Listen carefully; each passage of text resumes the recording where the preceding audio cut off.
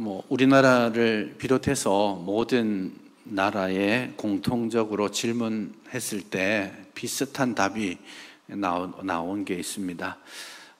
당신 인생에 가장 소중한 것이 무엇이냐 이렇게 질문하면 거의 인종을 떠나서 거의 모든 사람들이 내 인생에 가장 소중한 것, 가장 중요한 가치는 가족이다, 가정이다, 그렇게 말을 하는 것을 보았습니다. 열심히 일하고 그렇게 하는 이유도 가정을 잘 건사하고 또 행복하게 살기 위해서라고들 말을 합니다. 그렇게 가족이 가장 소중하고 또 가족을 위해서 일하는데 정작 현실은 안타깝게도 그렇게 일하느라고 가족들과 시간을 잘 못 보냅니다. 그게 이제 아이러니한 현실이긴 한데 참 소중하다고 하지만 이 땅의 가정들이 꽤 많이 아픕니다. 서로 사랑하여서 결혼했지만 어떻게 해야 될지 잘 모르고 첫 번째 결혼이잖아요. 마지막 결혼이기도 합니다. 연습해서 잘할 수 있는 게 아니잖아요. 그러다 보니까 어떻게 해야 될지 잘 모르고 훈련받지 못하기도 하고 그러다 보니 이제 자기 소견에 오른 대로 말을 쏟아내다 보면 사랑해서 결혼했는데 이 결혼 관계가 참 쉽지 않은 것이 아프기도 하고 고통스럽기도 하고 후회스럽기도 하고 한 것이 가정의 현실인 것 같습니다. 가정이 참 소중하고 너무너무 사랑한다라고 말하지만 가정 생활에 대해서 만족도를 물어보면 그렇게 높지는 않습니다. 한 50% 정도가 그래도 그럭저럭 만족합니다. 한 50% 정도는 글쎄요, 저는 만족하지 못하는데요 라고 대답하는 것 같아요. 우리나라는 남자가 좀 더 만족도가 높습니다. 여자는 결혼 생활의 만족도가 좀 더 떨어지는 것 같아요. 어쩌면 우리나라가 오랫동안 해왔던 남성 중심 그 사회 구조 이런 것들이 여성들의 희생을 더 많이 요구하는 그런 구조가 되어 있죠. 좀 바꿔가야 될 그런 측면들이겠습니다. 가정이 참 소중하다라고 말은 하고 또 가정을 지키기 위해서 노력하고 있는데 결혼할 때와는 달리 결혼 생활이 참 많이 힘들어지는 이유가 뭘까요? 놀랍게도 만족도와 상관없이 최근에 질문했는데요. 질문을 들었던 우리나라 사람의 4명 중에 1명은 25%란 뜻입니다. 25%의 사람들은 지금 심각하게 이혼을 고민하고 있다. 그렇게 응답한 것을 보았습니다. 너무너무 힘들고 이혼해야 내가 행복해질 것 같다. 나답게 살 수 있을 것 같다. 그런 생각을 하고 있는 것이 현실입니다. 우리 지난주에 하나님께서 가정을 만드시고 가정을 통해서 아름다운 또 하나님의 사명을 감당하는 그런 가정을 이루도록 디자인해 놓으셨다고 말씀드렸었습니다. 그렇게 하나님께서 디자인해 놓으신 것은 너무나 완벽하고 아름다운 가정의 모습인데 현실 사회에서 그것이 잘 구현되지 못하고 있는 이 안타까운 현실이 왜일까요? 가정이 깨어지고 가정 생활이 힘들어지는 원인을 오늘 본문에서 말씀하고 있습니다. 한마디로 말하면 죄 때문입니다. 창세기 3장은 이전까지 하나님께서 창조하신 아름다운 세상을 완전히 뒤바꾸는 한 사건, 다시 말해서 죄가 인류에게 세상으로 들어오게 됨으로 말미암아서 하나님이 원래 디자인하셨던 모든 것들이 깨어지고 왜곡되고 되게 된다라는 것을 보여줍니다. 이것은 굉장히 광범위하고 우주적입니다. 우선은 가장 중요하게 왜곡된 것은 하나님과 사람과의 관계가 왜곡되는 데 있습니다. 하나님은 창조주이셨고 사람은 그 창조주 하나님을 예배하고 그분에게 받은 사명을 감당하는 그런 존재여야 하는데 그렇지 못합니다. 그 출발점이 어디서부터 일어났느냐 하면 사람이 하나님처럼 되려고 욕심을 부렸기 때문입니다. 3장 5절을 보시면 이렇게 말씀하시죠. 뱀이 아담과 하와를 유혹하여서 타락하게 할 때 결정적으로 던진 말이 바로 이 말입니다. 너희가 그것을 먹는 날에는 너희 눈이 밝아져서 하나님과 같이 되어 선악을 알 줄을 하나님이 아심이다. 너희가 그것을 선악을 알게 하는 나무의 열매를 먹으면 그것으로 너희가 하나님과 같이 되어서 선악을 알게 된다. 그렇게 말합니다. 사실 선악을 아는 것은 중요하고 좋은 일이죠. 우리가 살아가면서 선과 악을 잘 구별하는 건 정말 필요한 일이고 절대적으로 우리에게 중요한 일입니다. 근데 선악을 아는 것이 문제가 되는 것은 아니고요. 선악을 어떻게 아느냐 하는 겁니다. 선악을 알되 5절은 이렇게 말합니다. 하나님과 같이 되어 선악을 알게 된다. 그렇게 말씀하죠. 사실은 하나님께서 돕는 배필을 주셨고 찬성과 반대를 할 수 있는 돕는 배필이 되기 위해서 뭐가 중요하다고 했어요? 기준을 잘 알아야 된다고 했죠. 하나님의 말씀의 기준이 섰을 때 돕는 배필로서의 역할이 가능해지는데 지금 5절에 와서는 그들이 하나님과 같이 선악을 알게 됩니다. 그게 어떤 것을 의미하냐면 우리가 아는 좋은 선과 악은 기준이 뭐냐면 하나님의 말씀이에요. 그냥 우리는 사실은 선악을 구별할 필요가 없어요. 선악의 구별은 어디에 있습니까? 하나님께 있거든요. 그래서 하나님께서 이것은 선하다 하시면 선한 것이고 이것은 악하다 하면 악한 거예요. 그럼 내가 하나님은 선이라고 했지만 내가 볼 땐 아닌데요 라고 말할 이유가 없어요. 그것이 선악을 구별하는 것은 하나님께 속한 것이고 하나님의 피조물인 우리는 그 선악을 하나님의 말씀의 기준에 따라서 판단할 뿐입니다. 그런데 선악을 어떻게 안다고요? 하나님처럼 알게 되는 거예요. 이 말은 뭐겠어요? 자신이 하나님의 말씀을 들을 필요 없이 스스로 선과 악을 판단하는 겁니다. 그래 내가 보기에는 이게 더 좋은데? 라고 생각하기 시작하는 거예요. 그게 타락의 본질입니다. 스스로 하나님처럼 되어서 선과 악을 구별하는 것. 하나님을 내 주권자의 자리에서 몰아내고 나 자신이 하나님처럼 되어서 스스로 판단하고 스스로 다스리고 싶은 욕심이 생긴 거예요. 그것이 바로 타락의 본질입니다. 그런데 내가 스스로 최고의 자리에 올라서 선과 악을 판단하면 좋은 세상이 올 것 같은데 그렇지 못하게 되는 거예요. 하나님을 자신의 삶의 주권자의 자리에서 몰아내고 나니까 이 세상이 하나님께서 디자인해 놓으신 아름답고 완벽한 세상에서 뒤틀어지기 시작하는 겁니다. 가장 먼저 그리고 가장 중요하게 틀어진 것은 하나님과 우리 인간과의 관계가 틀어지게 되는 겁니다. 사실 2장 25절에서 아담과 그의 아내가 벌거벗었으나 부끄러워하지 않았다라고 말씀했죠. 그런데 선과 악의 지식의 나무 열매, 소위 말하는 선악과를 먹고 나서 제일 먼저 깨달은 게 뭐예요? 벗은 것이 부끄럽다라고 느낍니다. 하나님은 그것을 부끄럽지 않게 주셨는데 이제 인간이 스스로 그것을 부끄럽게 여기기 시작합니다. 하나님을 예배하는 예배자가 되어야 하는데 하나님의 말씀에 귀를 기울여야 하는데 이제 타락하고 나니까 하나님이 동산 중앙을 거니실 그 시점에 하나님을 피하기 시작합니다.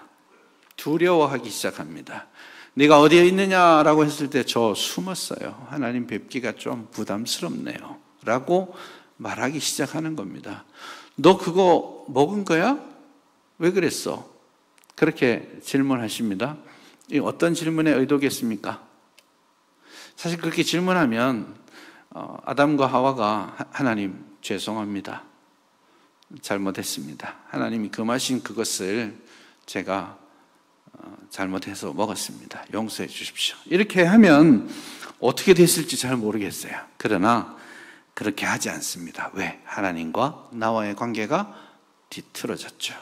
그래서 하나님께 찬양을 하고 하나님께 감사를 해야 될 존재들이 이제 하나님을 비난하기 시작합니다. 하나님 앞에 나와서 하나님을 즐거워해야 될 사람들이 하나님을 피하기 시작하고 하나님 앞에 찬양해야 될 그 입술로 하나님을 비난합니다. 3장 12절에 이렇게 나와 있죠. 아담이 누가 그거 줘서 먹었어? 이렇게 질문하셨을 때 아담이 이렇게 대답합니다. 하나님이 주셔서 나와 함께 있게 하신 여자 그가 그 나무 열매를 내게 줌으로 내가 먹었나이다. 요거 한마디로 해석하면 저 여자 때문입니다. 이렇게 말한 거예요. 참 철없는 남자입니다. 아주 이런 남자랑 같이 살고 싶지 않을 수도 있겠습니다. 치사한 변명이죠. 저 여자 때문입니다. 이렇게 말했어요. 처음에는 저 여자라고 말하지 않았습니다. 당신은 내 살 중에 살이요 뼈 중에 뼈로다. 이렇게 사랑의 세레나데를 불렀었는데 이제는 저 여자 그가 이렇게 굉장히 거리를 두게 되죠. 남자와 여자의 관계도 틀어졌다는 걸 보여주는데 그 전에 12절은 이렇게 말합니다. 그 여자라고 말하기 전에 하나님이 주셔서 나와 함께 있게 하신 여자라고 표현합니다. 누구를 제일 먼저 욕하고 있는 거예요? 하나님. 괜히 하나님 나한테 잘 있는데 주셔가지고 저 여자 때문에 지금 내가 이 꼴을 당하는 거 아닙니까? 라고 말하고 있는 거죠. 그런데 이 말의 근본적인 자신의 죄의 원인을 누구에게 돌리고 있어요? 하나님께 돌리고 있습니다. 하나님을 찬양해야 될 그 입술로 하나님을 비난하고 있는 것이죠. 사실은 하나님을 부르는 명칭 자체도 살짝 변하고 있어요. 원래 2장은 여러분 보시면 계속해서 하나님을 여호와 하나님이라고 말합니다. 3장도 마찬가지예요. 그런데 처음으로 누가 하나님이라고 말하냐면 사탄이 하나님이 이렇게 말합니다. 그런데 아담이 하나님을 처음 부를 때에 하나님이라고 말하죠. 이게 타락한 본성이 하나님과의 관계가 틀어지고 있음을 증명하는 그런 구절이라고 할 수 있겠습니다. 하나님을 예배하고 찬양하고 하나님께 영광 돌려야 될 그 입술로 하나님이 내 잘못, 내 어려움의 원인이 하나님 당신께 있지 않습니까? 라고 비난하게 되는 겁니다. 하나님과의 관계가 깨어지고 있다는 것을 보여줍니다. 두 번째로는 하나님과 사람의 관계뿐만 아니라 사람과 사람의 관계, 다시 말해서 가정이 깨어지고 있는 것을 본문에서 볼 수 있습니다. 금방도 말씀드렸듯이 하나님이 주셔서 함께 있게 한 여자 그가 주어서 먹었을 뿐입니다 라고 함으로써 자신의 죄의 잘못을 여자에게 넘겨주고 있죠. 여자는 뭐 괜찮을까요? 남자와 여자가 하나님께서 원래 돕는 배필로 주셨던 관계가 본격적으로 틀어지고 있는 모습을 3장 16절에서도 볼 수 있습니다. 하나님과의 관계가 깨어지고 말씀의 원리가 사라지고 나니까 함께 연합해야 될 부부가 이제는 경쟁하고 지배하는 단계에 들어가게 된 것입니다. 3장 16절을 보시면 이것은 하나님께서 여자에게 심판을 내리시는 건데요. 두 가지 형태의 심판을 여자에게 주셨습니다. 첫 번째는 임신하고 출산하는 고통을 크게 할 것이다. 그렇게 말씀하고 있습니다. 요즘도 그렇긴 하지만 예전에는 출산을 하다가 목숨을 잃는 경우들도 많이 있지 않았습니까? 그만큼 출산은 되게 고통스럽고 힘든 것이죠. 그럼에도 불구하고 여인은 출산을 해야만 합니다. 왜냐하면 본문의 흐름으로 보면 이 여인의 후손이 뱀을 물리치고 구원을 가져다 줄 것이기 때문에 여자는 최악의 고통을 경험하면서도 출산을 계속해야 합니다. 두 번째는 이렇게 말씀하죠. 너는 남편을 원하고 남편은 너를 다스릴 것이다. 살짝 이해하기가 곤란한 표현입니다. 아내가 남편을 원하는 것은 뭘까요? 예전에 개역 한글 성경에서는 이걸 어떻게 번역했었냐면 너는 남편을 사모하고 라는 말로 표현했었습니다. 그러니 사모한다는 말은 꽤 좋은 느낌이죠. 막 직장 나간 남편이 돌아오기를 사모하며 기다리면서 창문 밖으로 그가 오나 싶어서 된장찌개를 끓여놓고 힐끗힐끗 이미 오시려나 하고 사모하는 그런 사모함이냐? 아니에요. 본문에서 사모한다 혹은 원한다라는 단어가 구약 성경에서 딱 3번밖에 안 나오는 굉장히 독특한 단어인데요. 이 단어가 감사하게도 4장 7절에 다시 나옵니다. 4장 7절을 보시면 3장 16절의 말씀하고 정확하게 똑같은 말씀을 주시는데 4장 7절 마지막을 보시면 이렇게 나와 있어요. 죄가 너를 원하나 너는 죄를 다스릴지어라. 같은 말, 여자가 남자를 원하나 남자가 여자를 다스린다. 죄가 가인을 원하나 가인이 죄를 다스린다. 자, 여기서 죄가 가인을 원한다라는 말은 좀 더 쉬워졌죠. 죄가 가인을 원하는 건 무슨 원함일까요? 제가 지금 말씀드렸던 그런 아내가 사랑스럽게 기다리는 원함일까요? 아니에요. 죄가 가인을 원한다는 말은 죄가 가인을 집어삼키고 죄가 가인을 지배하려고 하는 거예요. 마치 풀숲에서 사자가 숨어서 사슴이 지나가기를 기다리고 있는 원함입니다. 잡아먹기 위한 원함이죠. 하나님께서 돕는 배필로 허락하셨는데 돕는 배필의 지위는 사라지고 여자가 남자를 집어삼키려고 하고 있는 거예요. 지배하려고 합니다. 그렇게 원하는 욕망이 생기는 거죠. 그러나 현실은 남자가 여자를 지배하게 됩니다. 다스린다라고 표현하죠. 창세기 1장 28절에 이 다스림이 처음에 어떻게 나왔는지 한번 생각해 보십시오. 하나님께서 하나님의 형상대로 사람을 남자와 여자로 지으시고 그들에게 복을 주시고 그들에게 말씀하시죠. 생육하고 번성하고 땅에 충만하여 땅을 다스려라. 그러니 남자와 여자는 지배하고 다스리는 관계가 아닙니다. 연합하고 하나 되어서 하나님이 주신 사명을 함께 이루는 것입니다. 그래서 저들이 연합해서 세상을 다스려야 하는데 지금 남자는 타락하고 나서 어떻게 누구부터 다스리기 시작해요? 아내를 사랑하고 연합하고 존중해야 될 아내를 다스리는 존재로 만들어버린 겁니다.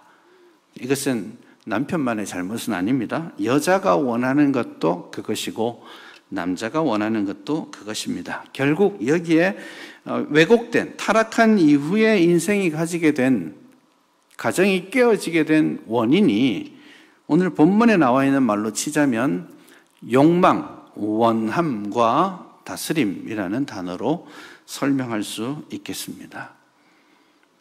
사랑하고 존중하고 연합해야 되는데 다스리고자 하는 그런 욕구가 더 많아집니다. 그러다 보니 결혼하게 되면 먼저 기싸움을 잘해서 초반에 잘 잡아야 한다라는 말도 안 되는 쓸데없는 그런 권면을 저도 받았었습니다. 먼저 결혼한 제 친구가 첫 3달 안에 결판을 봐야 인생이 편해진다. 그런 말을 모 교회 지금 담임 목사입니다. 그도 그런 말들을 서로 이렇게 별거 아닌 것처럼 권면하면서 부부 관계를 왜곡시켜 온 것이죠. 부부 관계는 서로 연합하고 하나 되고 존중하고 이해해야 되는데 그러지 못하고 빨리 꼬투리를 잡아서 힘을 써서라도 길을 잡고 먼저 지배 관계, 다스림의 관계를 확립해놔야 집안이 평화롭다고, 대꾸하지 않고 평화로운 세상이 온다라고 그렇게 말을 한 것이죠.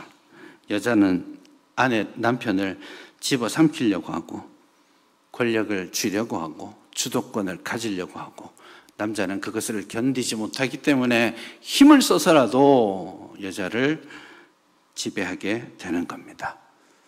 하나님께서 처음 남자와 여자를 만드셨을 때의 그 그림이 완벽하게 다 깨어진 것이죠.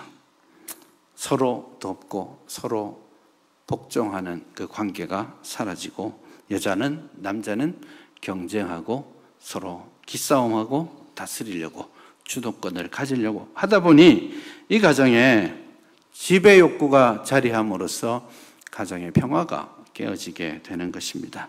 쓸데없는 싸움이 시작되고 경쟁이 시작되고, 그 때문에 가정이 깨어지게 되는 것입니다. 잘 못했을 땐 어떻게 말해야 됩니까? 미안하다 해야죠. 평생 미안하다고 안 하는 사람이 있더라고. 먼저 미안하다 할 때까지 버티는 사람들도 있잖아요. 미안하다고 말하는 게 뭐 자존심 상하는 일입니까? 잘못했을 때는 미안하다고 하면 되지.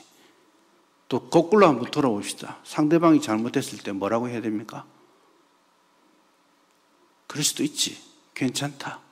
이해하고 용서해야죠. 찬스다. 주도권을 빼앗을 찬스다 하고 막 하는 게 뭐예요? 비난입니다. 이게 틀어진 관계입니다. 이게 스스로 서로가 경쟁하고 지배하려는 욕구가 들어있어요. 끊임없이 변명할 준비 다 하고 있습니다. 자기 합리화를 하죠. 칭찬해야 되는 순간에 침묵합니다.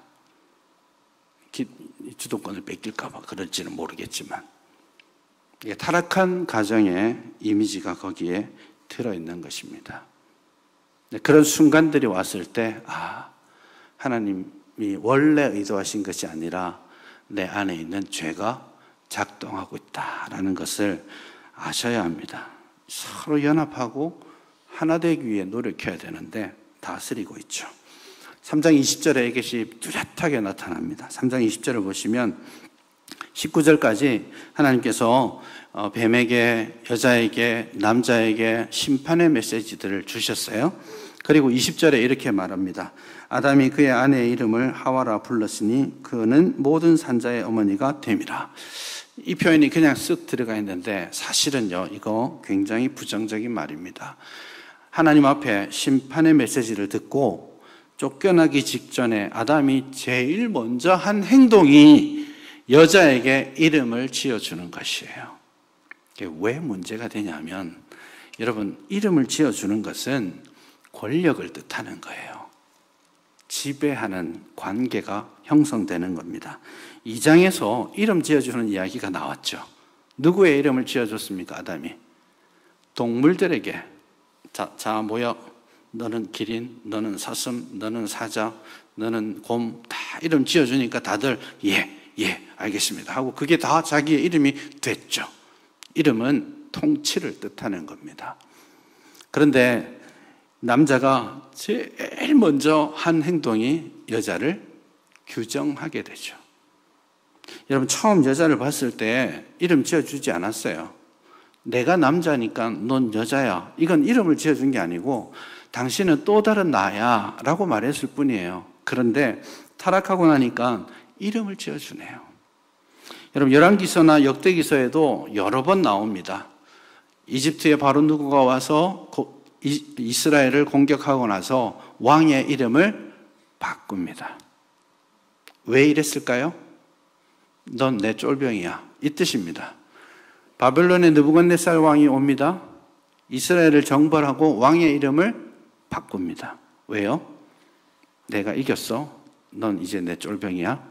이거 규정하는 겁니다. 그러니 아담이 제일 먼저 나와서 여자에게 이름부터 지어주는 것은 여자를 규정하고 여자를 지배하고자 하는 그의 욕심이 드러난 겁니다. 그렇게 부부관계는 지배와 다스림을 통해서 깨어지고 지금의 안타까운 현실들을 만나게 되는 것입니다. 그러면 이거 어떻게 해야 되겠습니까? 지난주에 하나님이 원래 디자인해 놓으신 가정에 대한 말씀을 드렸고, 오늘 그것이 왜 이렇게 왜곡되게 되었는지를 말씀드리는데, 그럼 이것은 어떻게 돌려야 되겠습니까? 사실은 지금 왜곡된 이 관계를 돌리기 위한 방법은, 첫 번째 모델은 타락 이전에 2장에서 말씀했던 가정의 이상을 다시 회복하는 겁니다. 다시 말해서 다스리고 지배하는 원함의 관계가 아니라 돕는 배필로서의 관계를 회복하는 것, 이것이 우리에게 정말 필요한 일입니다. 근데 그것을 실제적으로 어떻게 할 수 있는지에 대해서는 이 본문으로 사도 바울이, 예수님이 많이 가르쳐 두셨습니다. 사도 바울은 남자와 여자의 관계와 관련해서 꽤 중요한 말씀들을 우리에게 주십니다. 이 관계 회복을 위해서 우리가 무엇을 해야 될지를 제일 먼저 이렇게 말씀하시죠. 에베소서 5장 21절에서 말합니다. 그리스도를 경외함으로, 이렇게 제일 먼저 말씀합니다. 여러분, 남자와 여자의 관계가, 가정이 깨어지게 된 이유가 뭐였어요? 스스로 주인이라고 선포했기 때문에 그렇습니다. 주인이 되자 보니까 집에 두 명이 주인이 될 수 없죠. 누군가는 밑에 가야 되는 거예요. 그래서 경쟁과 다툼과 비난과 미움이 생기게 된 건데, 싸움이 생기게 된 건데, 그 주권을 어디로 돌려드려야 돼요? 원래 창조 때의 주권은 어디에 있었습니까? 하나님께 있었죠. 그렇기 때문에 우리가 우리의 가정을 회복하기를 원한다면 가장 먼저 우리 가정의 주권을 남편이 아니라, 아내가 아니라 하나님께 드려야 합니다.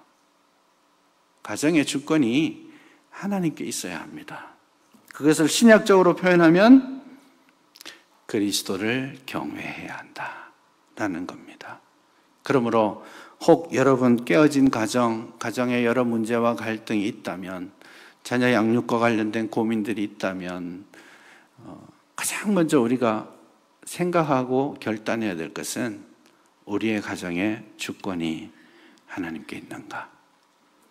우리는 모두 하나님의 음성 듣기를 같이 소망하고 있는가? 우리는 그리스도를 경외하고 있는가? 이 질문을 여러분 하셔야만 합니다. 개인적으로도 부부가 만나서, 온 가정이 만나서 우리가 하나님을 경외하는 가정이 되었으면 좋겠다. 그걸로 우리 기도하자. 그렇게 말을 할 수 있어야 한다는 겁니다. 그렇게 하나님께 주권을 올려드릴 때에 우리는 서로 주도권을 가지고 싸우는 것이 아니라, 이제는 서로 말씀의 원리를 따라서, 그리스도의 원리를 따라서 서로 돕게 되는 겁니다. 그게 원래 하나님께서 디자인해 두신 겁니다. 그래서 다시 돕는 배필로 돌아가기 위해서 가정의 머리됨을 그리스도께 드리고, 그리스도의 말씀에 복종하고, 그리고 나면 이제 가정의 주도권이 아니라, 지배가 아니라, 참 아름다운 말인데요, 복종이라는 말이 나오게 됩니다. 에베소 5장 21절은 그리스도를 경외함으로 피차 복종하라, 그렇게 말씀하죠. 그리스도를 경외함으로 그리스도께 주권을 드리는 가정이 되면 피차 어떻게 된다고요? 복종하게 되는 거예요. 21세기에 복종이라는 말이 어울리는 표현은 아닐 거예요. 누가 나를 복종시켜? 그렇잖아요. 모두가 다 똑같은 존엄성을 가진 사람이라고 말을 하죠. 복종이라는 말은 좀 버려야 할 말처럼 느껴지겠지만, 사실은 이 복종이라는 말은, 그리스도를 경외하는 가운데 나오는 복종은 사랑의 또 다른 말입니다. 이 복종을 잘못 이해해서 당신은 나한테 복종해야 돼, 내가 집안의 머리니까 당신은 나한테 복종해, 이러면 이 복종은 지배가 됩니다. 그런데 그리스도를 경외함으로 피차 복종할 때 이 복종은 지배와 다스림이 아니라 섬김이 되는 거예요. 다 주께 복종함으로 서로를 섬기는 것이 복종입니다. 내가 그리스도를 사랑하는 마음으로 내가 스스로 높은 자리가 아니라 당신의 종이 되겠습니다 라고 말할 때, 그때 혼자 하는 게 아니고요, 같이 그 고백을 하게 될 때 그 가정은 서로 섬기는 가정, 태초에 하나님이 의도하셨던 가정을 이루어가는 겁니다. 이게 힘이 없어서 복종하는 게 아니에요. 재력이 떨어져서 복종하는 게 아니에요. 그리스도를 사랑함으로 그리스도께서 나에게 주신 배필에게 돕는 자가 되기 위해 피차 그리고 스스로 복종하는 겁니다. 하늘 보자 버리시고 내려오신 예수 그리스도의 사랑을 깨달았기 때문에, 그 사랑 때문에 남편에게 복종하는 겁니다. 아내에게 복종하는 것입니다. 그렇게 예수 그리스도께서 십자가로 이루신 화평을 남자와 여자가 이루어가고 그들이 연합하여서 함께 하나님의 사랑을 만들어 가는 것입니다. 그 다른 말로 피차 복종하라라는 5장 21절의 말씀 그 다음에 그 복종의 다른 단어를 5장 22절에서 계속해서 씁니다. 쓰는데 남자와 여자를 어떤 다른 기준으로 말씀하죠. 남편은 아내를 사랑하라 그렇게 돼 있고, 여자는 남편에게 복종하라 이렇게 돼 있습니다. 복종하라는 말이 또 불편하게 혹시 여겨지실지 모르겠는데 비교 대상이 있습니다. 남편은 아내를 사랑하되 어떻게 하라고요? 예수 그리스도께서 교회를 사랑한 것처럼 사랑하라. 제가 볼 때 이게 훨씬 어려울 것 같아요. 복종하는 것보다 사랑하는 게 훨씬 어려울 것 같긴 한데요. 어쨌든 남편은 아내를 사랑하되 주께서 교회를 위해 당신의 언약 백성을 위해 피 흘려 죽으시기까지 하신 것처럼 사랑하라. 죽을 각오로 사랑하라는 뜻입니다. 아내를 위해 죽어라 이런 말로 이해해도 되겠습니다. 그 사랑의 또 다른 언어로 아내는 교회가 주님께 복종하듯 복종하라 그렇게 말씀하고 있습니다. 저는 사랑하라 복종하라 이게 피차 복종하는 사랑의 다른 언어라고 생각합니다. 분명하게 드러나는, 예수님이 가르쳐 주신 분명하게 드러나는 원리는 우리가 서로 지배하고 정복하는 관계가 아니라 피차 복종하는 관계여야 한다는 겁니다. 하나님이 세워주신 가정이라는 확신을 가지고 출발하셨으면 좋겠어요. 하나님께서 주인 되시는 가정이라는 그 믿음을 가지고 가셨으면 좋겠어요. 그리고 하나님이 사랑으로 만들어주신 이 가정이기 때문에 하나님의 사랑으로 내 남편을, 내 아내를 사랑하고 섬기겠습니다. 피차 복종하는 관계가 되기를 원합니다. 그렇게 고백할 수 있기를 바랍니다. 제발 오늘 같이 오신 분들 또 속으로 우리 남편이 졸지 말고 들어야 되는데 우리 남편이 좀 회개하고 오늘 말씀대로 좀 하면 좋겠다 그렇게 생각하신다면 그게 타락한 본성이 이 순간에도 작동하는 겁니다. 여러분 자신에게 이 메시지를 듣고 좀 순종하셨으면 좋겠어요. 아유 오늘 같은 날 우리 남편이 바쁘다고 교회 안 왔네. 아유 그렇게 하지 마시고 이 말씀을 받을 자가 받아야 합니다. 이 말씀을 받고 사랑으로 복종하고 존경의 마음을 가지고 인정해 주시고 칭찬해 주시고 비난의 언어, 미움의 언어를 제거하십시오. 한 번 칭찬할 거 있을 때 하세요. 10번을 잘해도 당연하다가 11번째 실수하면 비난하잖아요. 그러지 마시고 10번을 칭찬하다가 11번째 못하면 침묵하시라고요. 그게 가정을 세우는 하나님의 원리입니다. 그러니 막 주도권을 가지고 지배하고 다스림이 아니라 세워주고 존중하고 기다려주고 용서하고 이해하고 사랑하는 것, 그 하나님께서 원하시는 그런 가정의 이상입니다. 혹시 여러분 가정은 지금 안녕하십니까? 결혼 생활에 지쳐 있지는 않습니까?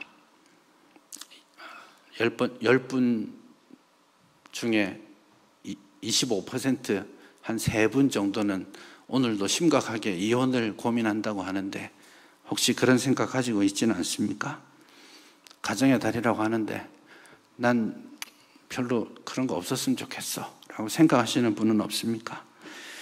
진지하게 여러분 말씀을 나누십시오. 배우자와 함께 가정에 만나서 우리가 피차 하나님을 경외하자. 하나님이 세워주신 가정, 그 가정에 대해서 좀 더 배우고 그것을 꿈꾸며 이루어가기 위해서 같이 노력하자. 이제 우리 집에 비난하고 미워하는 그런 관계적 용어들을 좀 버리고 할 수만 있다면 칭찬의 언어들, 할 수만 있다면 인정과 존중의 그런 언어들, 용서, 이해의 언어들을 하자. 그래서 하나님이 주신 이 가정을 고쳐가고 세워가자. 그런 결단들을 부부가 먼저 하시고 자녀들과 함께 먼저 이루어갈 수 있기를 바랍니다. 그렇게 함으로써 오늘 저와 여러분들이 하나님이 주신 가정들을 아름답게 만들어가고 정말 다툼과 큰 소리가 있는 그런 가정 말고 정말 천국 같은, 낙원 같은 그런 가정의 모습들을 회복해 갈 수 있기를 간절히 바랍니다.